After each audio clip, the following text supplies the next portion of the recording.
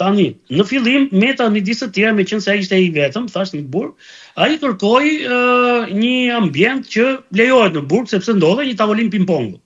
Dhe po e mba mundun e kam thënë vazhdimisht të kohë që ai është kampioni atje dhe zgjidh dot as kundërshtar se e ka përmirësuar kaq shumë stilin edhe instinktet e ping-pongut, është një sport i tillë vërtet që të ndihmon për reflekset dhe të ndihmon dhe sidomos lloji sportit, pra që dobëson fizikisht në fakt. Të ndihmon, po se ka pas probleme të Meta, se ka mbajtur regjim të fortë, me thonë drejtën.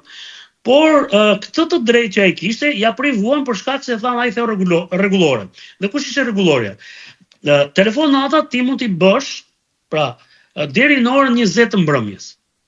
Kartofonat janë në korridor, pra në korridorin e regjimit, ose kur del në ajrim, sepse i kam parat. Dhe zoti Meta, mbas orës 20, sepse në atë kohë ishte emisioni live në Ora News, tek një kolege e jon, mos gabojte Beti Njuma, ai ka telefonuar mbas orës 20. Dhe kjo është quajtur shkelje. Dhe prej kësaj është privuar, masa e parë hoq tavolina e ping-pongut. Pra i hoqën këtë.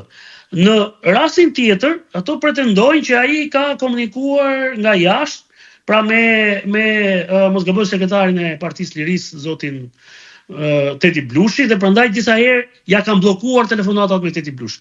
Pra nuk e lejonin as të komunikonte me Teti Blushi. Pra ja kanë privuar. Në rast i janë bërë disa herë kontrolle, por mos e disa herë, por shumë herë kontrolle të befasishme. Edhe gjatë kohës që ai mund të ketë qenë duke marrë ushqimin brenda në qeli, janë bërë për të gjetur sende të cilat mund të ishin të ndaluara. Në fakt, unë kam kërkuar informacion dhe nuk kam gjetur deri tani informacion që aty janë gjetur sende ndaluar.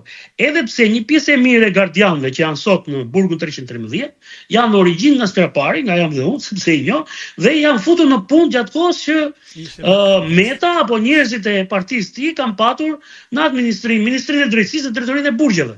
Pra, ai nuk ka ka mundësi që të fusë këto gjëra, Po thjesht kanë bërë dhe kontrollet për ta ndaluar në fakt. Por nuk e ka bërë këtë gjë dhe nuk ka ndodhur. Tjetra, kufizimi që është bërë aty tek ajrimi, pra duke ja çuar, unë di që të paraburgosurit kanë të drejtë të dalin 2 herë në ditë dom ajrimi, pra para dite dhe mas dite.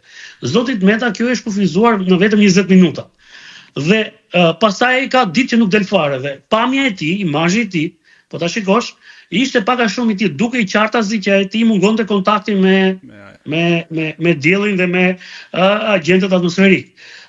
Plus duke qëndruar i mbyllur, duke mbajtur regjim të fortë për shkak edhe të problematikës që ka kaluar ai me shëndetin.